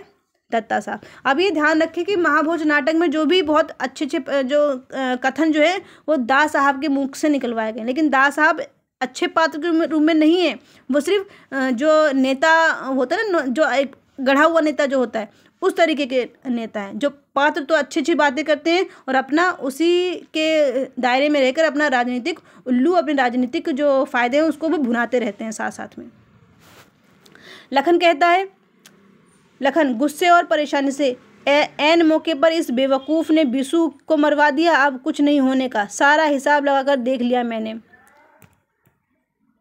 जमुना बहन, चुनाव में क्या खड़ा हुआ? तेरा मन तो सारे दिन हिसाब किताब के आंकड़ों में ही उलझा रहता है, लेकिन इनको तो सही गलत का भी ख्याल रखना पड़ता है। लखन, तो सही क्या है जोरावर ने? क्या किसी को मरवा देने को सही कहेंगी आप? जमुना बहन, राम रे, तूने तो हद ही कर दी। 15 साल की उम्र से तू दास साहब का थैला उठाए उनके पीछे चला करता था। इनके साथ रहकर इतना सीखा समझा, आज चुनाव में खड़ा हो रहा है, और पर इनके स्वभाव का धीरज और ठहराव नाम को भी नहीं है तुझ में।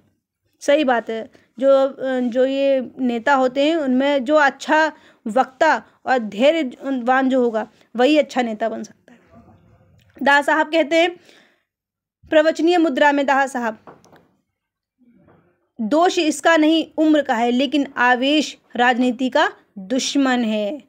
बहुत इंपॉर्टेंट लाइन है, आवेश राजनीति का दुश्मन है।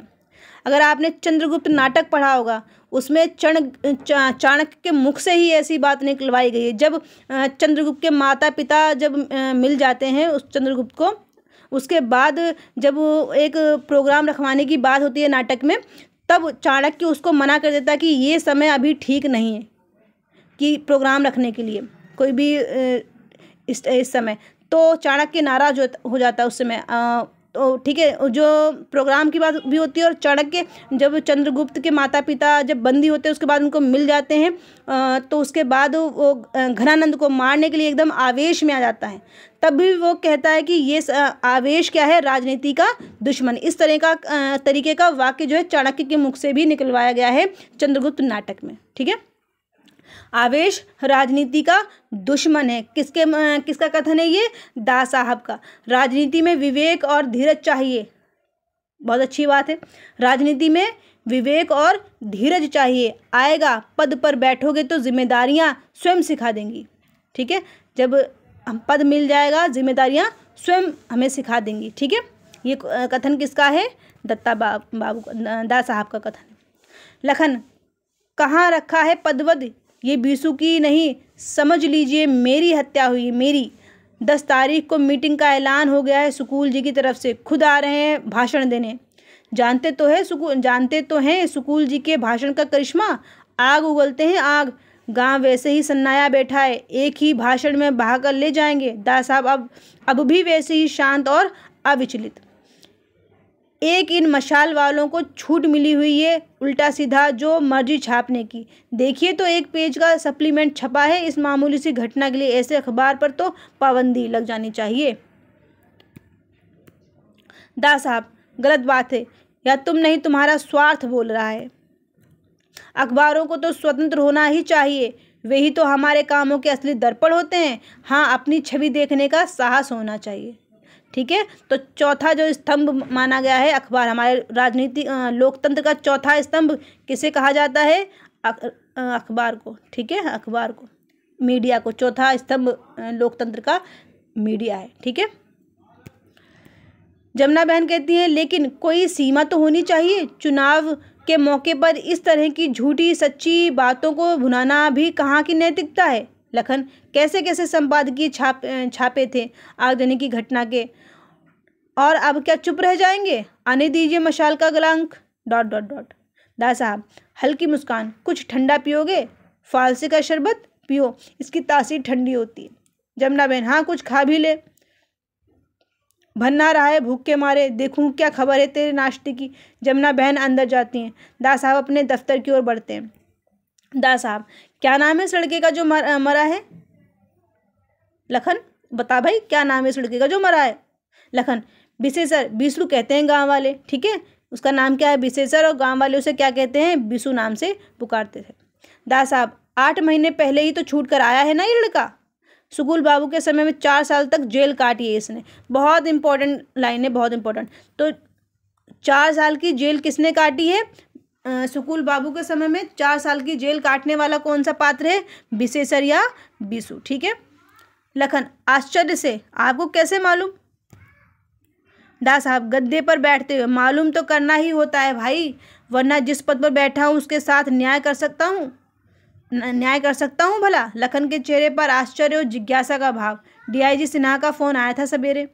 डीआईजी सिन्हा भी एक ऐसे ही पात्र है जो पुलिस प्रशासन को केंद्रित में रखकर किया गया है। ठीक है, तो इस नाटक में आप देखेंगे कि एक राजनीति, पुलिस प्रशासन, ठीक है, और अपराध, तीनों ही इस नाटक के केंद्र में है। आप इस चीज़ को अगर ध्यान से पढ़ते जा रहे हो देख रहे होंगे आप। ठीक है, तो राजनीति दास साहब, पुलिस प्रशासन डीआईजी, और क्या है अपराधी कौन है? जोरावर।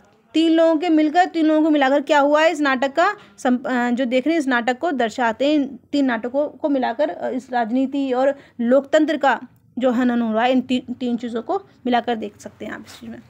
आगे देखिए। लखन, अधीर होकर, क्या बताया? दास साहब, किस बारे में? लखन, यही बीसू की मौत के बारे में। मालूम हुआ इस केस के सारे कागजात डीआईजी सिन्हा के पास पहुंच गए हैं। आपने कोई आदेश नहीं दिया? दास साहब, हाँ, कहा है कि सारे मामले को बहुत गौर से देखकर खुद ही रिपोर्ट तैयार करें। एक फाइल खींचकर देखने लगते हैं। लखन, दास साहब, अगर रिपोर्ट तैयार करते समय कुछ जैसे पूरी बात कहने का साहस नहीं जुटा पाता है। दास साहब, सख्ती से, कैसी बात करते हो लखन? पुलिस वालों का काम है कि बयानों और प्रमाणों के आधार पर ईमानदारी से रिपोर्ट तैयार करें। यदि ऊपर से कोई आदेश थोपा जाएगा तो न्याय कैसे करेंगे? लखन, सिट पिटा जाता है। दास साहब टेलीफोन का बजर दबाते हैं। रत्ती, जी साहब। रत्ती आता है, जी साहब। दास साहब, वित्त मंत्री से बात करवाओ, घर पर ही होंगे अभी। ठीक है, बढ़िया जी, चलिए जी। दास साहब ने फ़ोन लगा दिया वित्त मंत्री जी को। ठीक है, दास साहब फाइल के पन्ने पलटते रहते हैं और रत्ती फ़ोन मिलाता है। चौधरी जी, नमस्कार भाई। नहीं भाई, कोई विशेष बात नहीं। घरेलू उद्योग योजना की फ़ाइल आई है मेरे पास। वाह भाई वाह, ताली हो जाए इस बात पर। घरेलू उद्योग योजना की फ़ाइल आई है मेरे पास। त्रिभुवन बाबू से बात भी हुई थी, बता रहे थे कि वित्त विभाग को इस योजना के लिए आवश्यक फंड देने में कुछ आपत्ति है, होनी नहीं चाहिए। कुछ देर सुनते हुए, क्या प्लानिंग कमीशन की सेक्शन नहीं आई, देखो नहीं आई, देखो वह सब हो जाएगा, मैं बात कर लूँगा, लेकिन इस मद में तो आपको तुरंत रुपया रिलीज करना है। या मत भूलिए कि पार्टी के प्रमुखतम उद्देश्यों में से एक है हरिजनों और खेत मजदूरों का उत्थान। वचनबद्ध है हम ... इस योजना को तो प्राथमिकता मिलनी ही चाहिए। अच्छा नमस्कार, फ़ोन रख देते हैं, चेहरे पर हल्का सा तनाव। ठीक है, समझ रहे हैं ना आप लोग कैसे ये एक नेता किस चीज़ों को लेकर कैसे कैसे हल निकालता है ना। आगे देखिए, उपर्युक्त संवाद के बीच ही पांडे जी आकर एक और खड़े हो जाते हैं और दास साहब उन्हें आंखों से ही बैठने का आदेश देते हैं। पांडे साहब आते हैं और दास साहब उनको बैठने का आदेश देते हैं। दास साहब, हाँ पांडे, हो गया सब? पांडे हाथ की फाइल दास साहब को देता है। वे उसे कुछ देर उलट पुलट कर देखते हैं, फिर लखन की ओर बढ़ा देते हैं।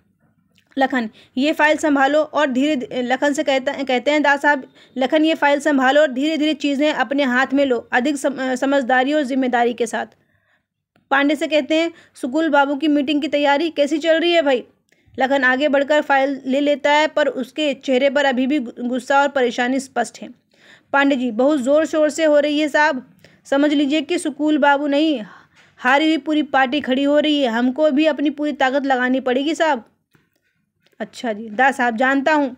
पांडे जी, अपने लोगों पर भी नज़र रखनी होगी साहब, आप तो जानते हैं लोचन भैया बहुत उखड़े हुए हैं। दास साहब, अध्यक्ष होने के नाते पार्टी का अनुशासन अप्पा साहब की जिम्मेदारी है। अप्पा साहब कौन है? पार्टी के अध्यक्ष हैं, ठीक है। पांडे जी, सो तो है, लेकिन लखन को खड़ा करने से अप्पा साहब भी तो बहुत खुश नहीं है साहब। क्षणिक विराम, मशाल वाले दत्ता बाबू अब 10 को आएंगे साहब। अच्छा जी, वैसे तो उसी दिन टाइम दिया था, लेकिन आपकी अप्पा साहब के साथ मीटिंग हो गई तो कैंसिल करना पड़ा। दास साहब, अच्छा चुनाव दौरे का कार्यक्रम निश्चित हो गया? पांडे जी, हाँ साहब तैयार है। दास साहब, सरोहा में भाषण कब रखा है? पांडे जी, चुनाव के कुल 4 दिन पहले। दास साहब, कुछ सोचने लगते। पांडे जी, आप कहें साहब तो कार्यक्रम पढ़कर सुनाऊं? दास साहब, सरोहा में पहले रख लें तो? लखन, आप जाएंगे? बहुत असर होगा आपके जाने का, बहुत ज़रूरी भी हो गया है। पांडे जी, पहले ही रखना है साहब तो अभी रख ले। दास साहब, वही मैं सोच रहा हूँ। पांडे जी, सुकुल बाबू की मीटिंग 10 की है, अपनी 14 को रख ले। दास साहब, एक हादसा हुआ तो स्कूल बाबू की मीटिंग कब थी? 10 की, और अपनी इन्होंने दास साहब ने कब रखी है? 14 की, ठीक है। दास साहब, एक हादसा हुआ है, जाना तो चाहिए ही, बीसू के माँ बाप को भी तो तसल्ली देनी हो चाहिए, बेचारे ... पांडे जी, वजह फरमाया साहब आपने।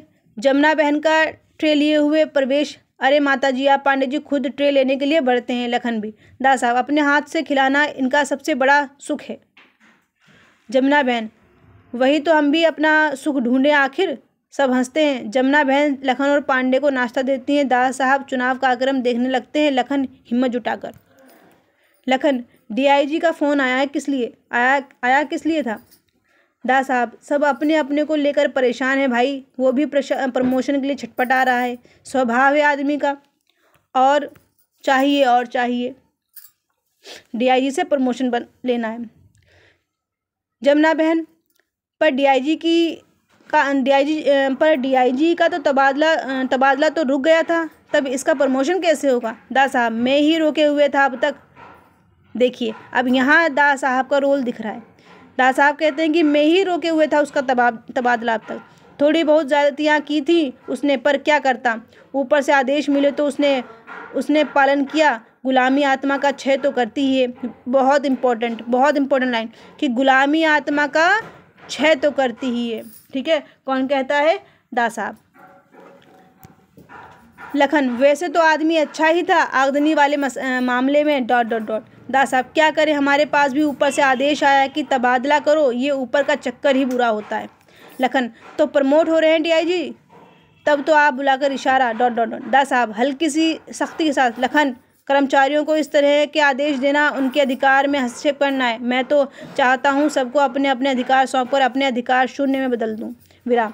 इन्हीं स्थितियों के खिलाफ लड़ने के लिए तो इतना संघर्ष किया था हम लोगों ने, और तुम अपनी आकांक्षाओं पर थोड़ी लगाम दो लखन, वरना मेरे साथ चलना मुश्किल हो जाएगा। दास साहब अपने विचारों में, लखन हताश और जमुना बहन असमंजस में चुप। पांडे माहौल की चुप्पी और भारीपन को तोड़ता है। पांडे जी खाते खाते, एक अर्ज है साहब मेरी। दास साहब केवल प्रश्नवाचक दृष्टि से देखते हैं। घरेलू उद्योग योजना घर घर जाकर समझा दो दी गई है साहब, समझा तो दी गई है साहब। अकेले सरोहा में 150 फार्म भर कर आए हैं, क्यों ना ... दास साहब लोगों की प्रतिक्रिया। पांडे जी कुछ लोगों के मन में बहुत उत्साह है, पर कुछ लोग ये भी कहने लगे कि बातें तो कब से सुन रहे हैं, कुछ होएगा हवाएगा भी कि नहीं। दास साहब सोच में डूब जाते हैं। पांडे जी साहब क्यों नहीं इस मीटिंग में पहली किस्त का रुपया आप सबको अपने हाथों से दें और इस योजना का औपचारिक उद्घाटन भी करें। दास साहब ठीक कहते हो, रुपया ज़रूर पहुंचा देना चाहिए, वरना काराजी योजनाएं विश्वास तोड़ देती हैं लोगों का। विराम। 2 बातों का ध्यान रखा गया है ना। एक तो इस योजना में पंचायत कहीं ना आए, असंतुष्ट हैं लोग पंचायत से। पांडे जी नहीं साहब, सरकार का सीधा नियंत्रण रहेगा इस योजना पर। दास साहब दूसरे, इस योजना का अधिक से अधिक लाभ हरिजनों और खेत मजदूरों को ही मिले। पांडे जी आप निश्चिंत रहें, सरकार पैसा सीधा हरिजनों और खेत मजदूरों के हाथ में देगी। लखन जोरावर के गले नहीं उतरेगी यह बात। लखन। जमुना बहन जोरावर की चिंता तू हमारे लिए छोड़ दे। पांडे जी सरोहा के हालात देखते हुए सरपंच और जोरावर का बीच में आना ठीक भी नहीं है साहब। जोरावर का प्रवेश। अब इसी माहौल में क्या होता है, जोरावर का प्रवेश भी हो जाता है। जोरावर जयराम जी की दास साहब। जमुना बहन लखन पांडे जी की ओर देखकर, अरे सारा कुनबा ही जुटा है, वाह क्या बात है। जमुना बहन आओ जोरावर, बस तुम्हारी ही कमी थी। 10-12 दिनों से तो तुम बिल्कुल आए ही नहीं, लगता है चुनाव का सारा बोझ जैसे तुमने अपने ही ऊपर ले लिया है। जोरावर हम क्या बोझ लेंगे जमुना बहन, दास साहब खुद ही बड़े समर्थ, फिर ये पांडे जी ... दास साहब आज इतनी सवेरे कैसे आना हुआ, कोई खास बात। बहुत पैनी नज़रों से जोरावर को देखते हैं। जोरावर मंडी से कुछ वसूली करनी थी, खाद और बीज खरीदना था, सोचा आपसे भी मिलते चले। दास साहब चेहरे पर नजरें गड़ाए देख रहा हूँ, चाल ही उलट गई है तुम्हारी तो। जोरावर कुछ बौखलाकर, हम क्या किए रहे दास साहब, जो चालें उलट गई हमारी। जोरावर दास साहब को ऐसे देखता है मानो भांपने की कोशिश कर रहा हो। जमुना बहन बात संभालते हुए, पहले इनसे मिलने आते थे और बाजार का काम भी कर लिया करते थे, आज बाजार का काम करने आए हो और इनसे भी मिलने चले आए हो, कहेंगे ... कहेंगे नहीं।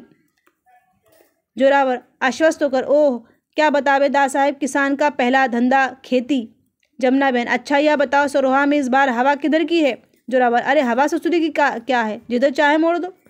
पांडे जी हाँ, सरोहा की हवा तो जोरावर अपनी मुट्ठी में रखते हैं साहब। ये भी व्यंग्य से बोलते हैं पांडे जी कि हाँ, सरोहा की हवा तो जोरावर अपनी मुट्ठी में ही रखते हैं साहब। जोरावर पर आप लोग रहने कहाँ देंगे, कुछ रुक कर।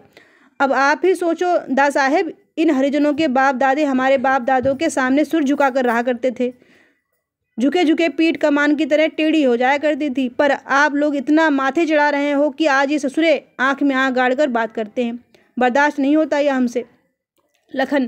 लखन जो इतनी देर से अपने को जब्त किए बैठा है, फट पड़ता है, देख लिया दास साहब, यह है इनका रवैया हरिजनों के लिए। आज भी ये लोग चाहते हैं कि खेत मजदूर गुलाम बनकर पैरों में रहन के, पर अब ये सब ज़्यादा दिन नहीं चलेगा, उनका हक उन्हें देना ही पड़ेगा।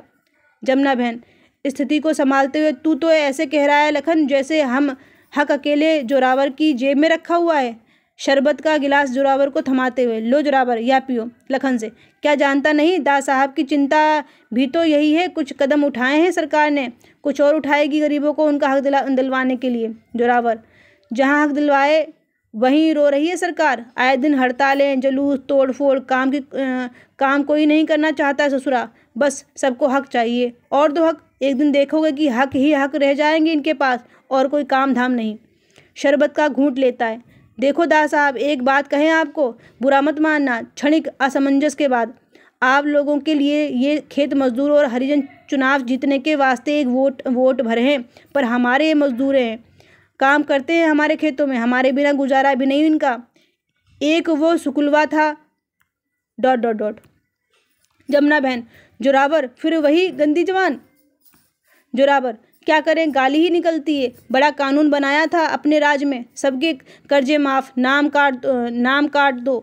2 बहनियों में से हजारों के नीचे आ गए हम तो फिर हारी बीमारी, शादी ब्याह, मरण मौत, वह आता था कर्जा देने। जमीन पर लोट कर नाक तो हमारा सामने ही रगड़ी ससुरों ने, काम तो हम ही आए, तब आता सुकुलवा। दास साहब: ठीक कहते हो तुम, इसलिए मैं ऐसी स्थिति पैदा करना चाहता हूँ कि उन्हें कर्जे लेने ही ना पड़े। आर्थिक रूप से स्वतंत्र होकर ही शोषण से मुक्त हो सकेंगे और समाज में समानता का दर्जा पा सकेंगे ये लोग। जोरावर: 4 पैसे हाथ में हो जाने से ही जात ऊंची हो जाएगी इनकी, हमारे साथ हुक्का पानी पीने लगेंगे। दास साहब: ऊंच नीच है तो रहेगी ही। दास साहब सख्त आवाज में: जमाना बदल रहा है जोरावर, जमाने के साथ बदलना सीखो। जो बातें आज से 30 साल पहले होनी चाहिए थी वो आज भी पूरी तरह नहीं हो रही हैं, दुर्भाग्य है इस देश का। जोरावर: बदल रहा होगा जहाँ बदल रहा होगा, हमारे रहते सरोहा में नहीं बदल सकता जमाना। लखन: इस भरोसे मत रहना, अब बीसू को लेकर कितना तनाव है गांव में, चारों तरफ उसके पोस्टर नहीं चिपक गए। जोरावर: बीसू? सारी बात को झटके से उड़ाने की कोशिश करते। ओह, उस लड़के की बात कर रहे हो? अरे काम धाम कुछ था नहीं उस हरामी के, जहर खाकर नहीं मरता तो भूख से मरता, पर उसमें हमारा क्या। गर्दन झटक देता है। फिर स्थिति की गंभीरता को समझकर अपने को संभालते हुए: विरोधियों का ऐसी बातें करना तो समझ में आता है, पर अब आप लोग की जिद, आप लोग भी जदी ... जमुना बहन: इसलिए तो अब दास साहब जा रहे हैं सरोहा, जाकर एक बात करेंगे तो तनाव वनाव सब ठीक हो जाएगा। जोरावर उत्साह से: आप आ रहे हैं सरोहा, कब? दास साहब ध्यान नहीं देते। पांडे जी चुप्पी तोड़ते हुए: कार्यक्रम तो सबसे बाद में था, लेकिन अब 14 को ही आ रहे हैं। जोरावर प्रसन्नता से: आओ, ऐसा स्वागत करवाते हैं आपका कि दास साहब पैनी दृष्टि से डालते हैं। मुख्यमंत्री गांव में आए, उससे बड़ा और कौन मौका होगा। दास साहब हल्की सी सख्ती के साथ: तुम मेरी योजनाओं में सहयोग दो तो ज़्यादा अच्छा होगा। जमुना बहन: आप तो ऐसे कह रहे हैं जैसे जोरावर कोई पराया हो, अपने लोग सहयोग नहीं देंगे तो क्या बाहर के लोग आएंगे, पर पहले चुनाव का बेड़ा तो पार लगे। जोरावर: वह तो लगेगा ही, उसकी चिंता आप काहे करती हैं। उठते हुए पांडे जी: अब आप भी पहुंचो सरोहा... मिलकर ही तैयारी करें। पांडे जी: मैं साथ ही चल रहा हूँ। उठते हैं। जोरावर: यह आपने अच्छी बात सुनाई है कि आप आ रहे हो।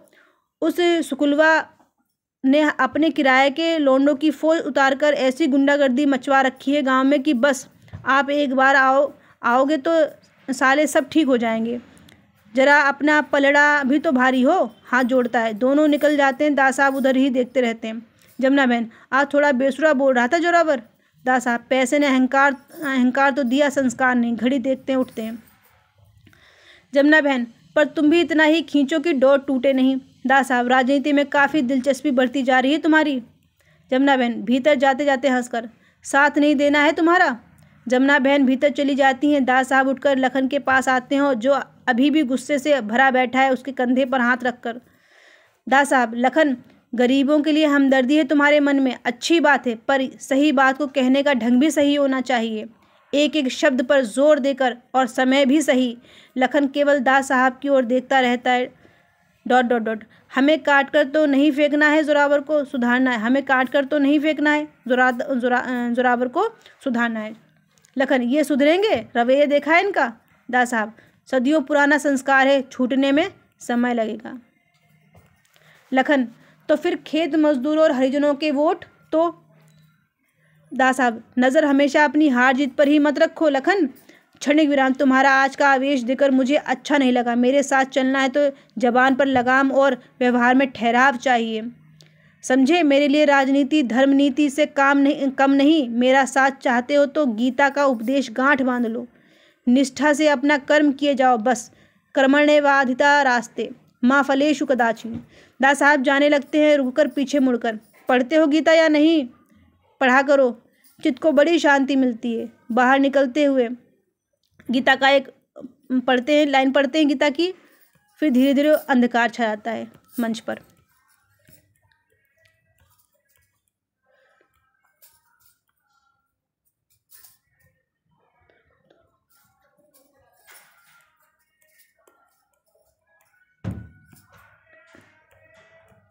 यहाँ से कुछ हटा हुआ है, मुझे लग रहा है थोड़ा सा, एक पेज। रुक्मा बिंदा का हाथ पकड़कर याचना करते हुए, अब भुलाए दियो बीसू दादा की बातन का, नामो ना लियो उनका, हम तो कहित हैं ई गाँवों छोड़ देव, हमका ना ही रही का हियाँ। आवाज़ भर्रा जाती है, सांस लेब दूभर हुई गवाह है। कौन कहती है? रुक्मा। बिंदा की पत्नी है रुक्मा, ठीक है, बिंदा की पत्नी है रुक्मा और बीसू की दोस्त है। बिंदा देख रहे हो महेश बाबू इस औरत की, जिस दिन झोपड़ियों में आग लगी उस दिन इसका गुस्सा देखते, 2 दिन तक तो मुंह में अन्न का दाना तक नहीं दिया था। लड़ती रही थी हमसे कि आकाश पाताल छाने के हम हत्यारे को काहे नहीं पकड़ लाते।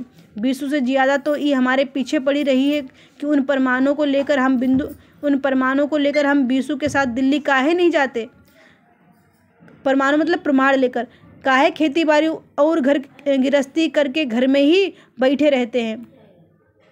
रुक्मा अब जो बोली तो मार जूता के भोर दियो हमका, हम हाथ जोड़ी थे तुम्हारे, तुम आपन खेती ही करो।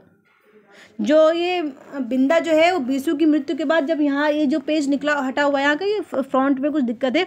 जो थाने में जब जाते हैं तो पूछताछ उन लोगों सबसे होती है। तो जो है बिंदा है बताता है कैसे कैसे हम दोस्त हैं, कि हम इन लोगों ने ही मारा है, सबका नाम बताने की कोशिश करता है कि इन लोगों ने मारा है।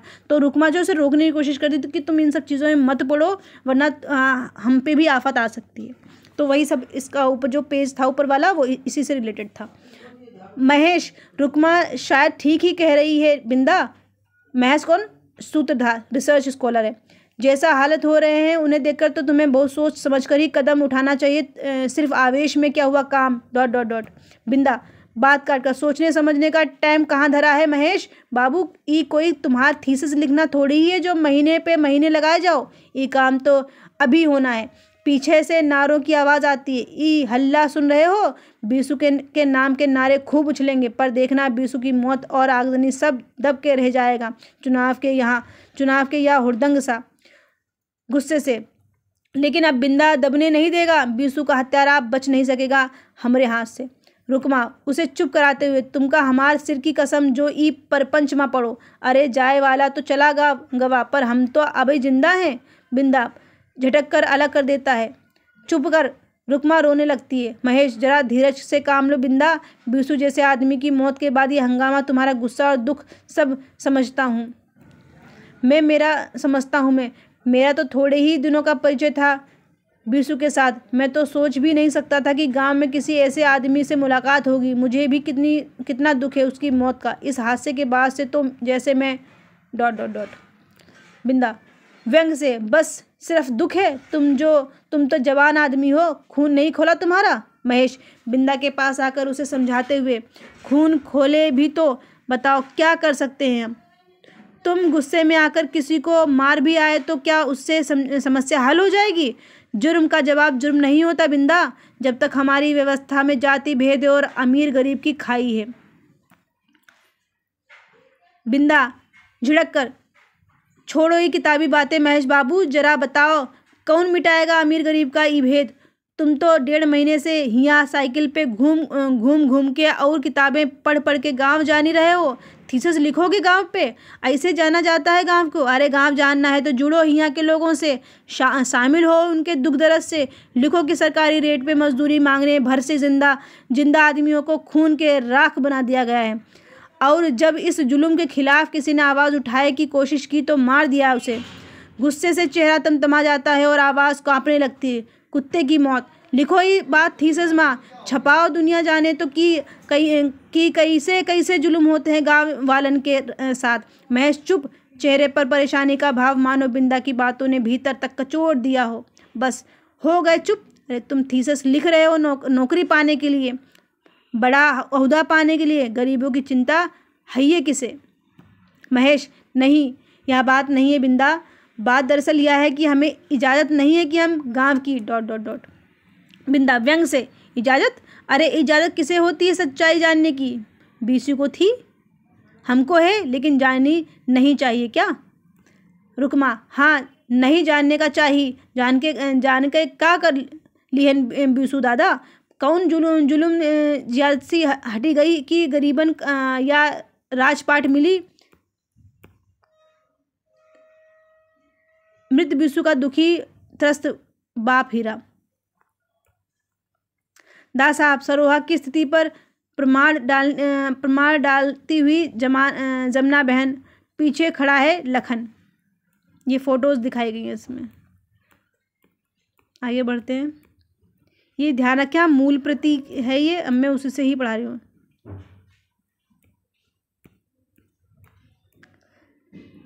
हाँ, जो ये बिंदा बोल रही थी ना, रुकमा, उसी का ही गवाह। हाँ, जिनकी जिंदगी जरूर मिट्टी, उनकी जिंदगी जरूर मिट्टी हुई गई, पर अब हम तुमका ऊ रास्ते पे ना जाने देबे। बिंदा, तू कौन है हमका रोके वाली? पीछे से नारों की आवाज़ तेज आती। बिंदा उसी दिशा में 2 कदम बढ़कर फटकारते हुए, चुप करो हरामजादो, जीते जी तो बाही का चैन नहीं लिए दी हो, अब उकी मौत भुनावे आए हो। गिद्दन की ताई नोच रहे हो उकी लाहास का।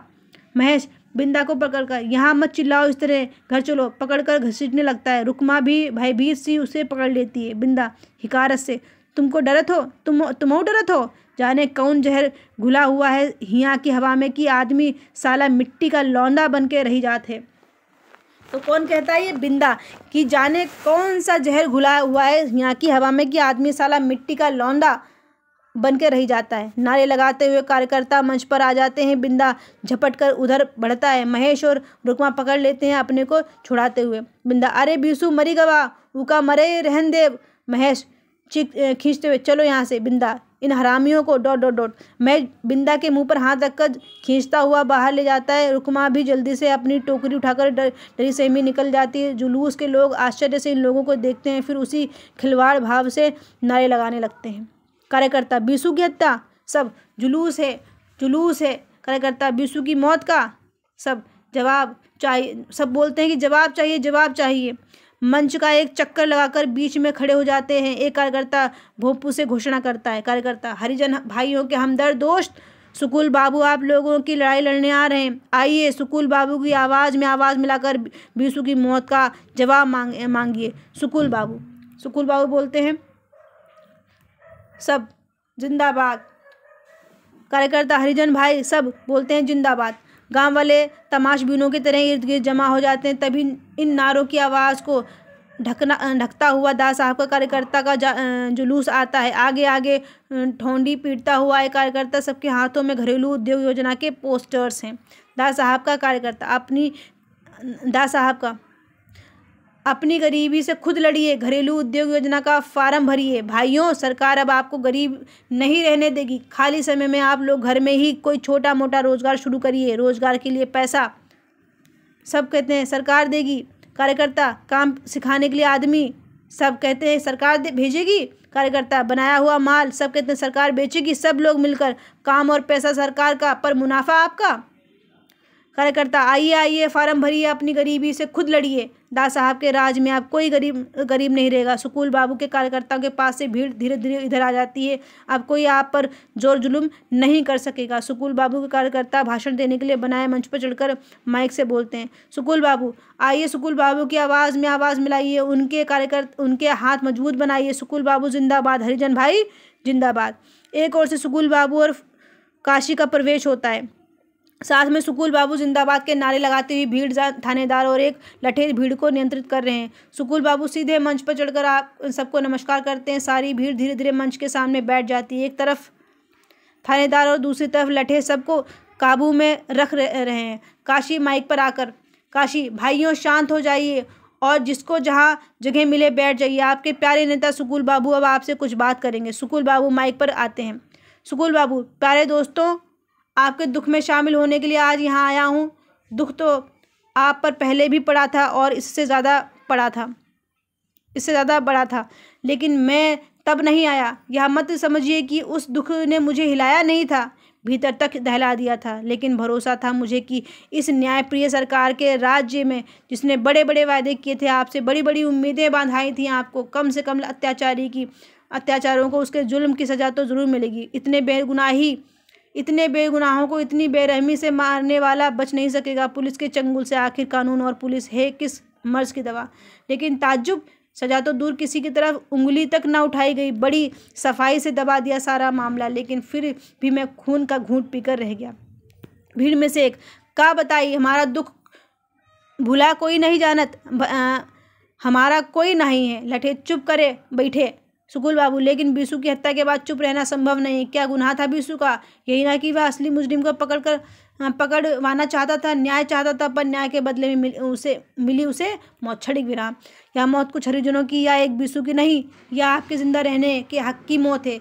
यह मत समझिए कि मैं आपको यह हक दिलवाने आया हूँ, नहीं, उसे तो आपको खुद लेना है, मेरे पास है ही क्या।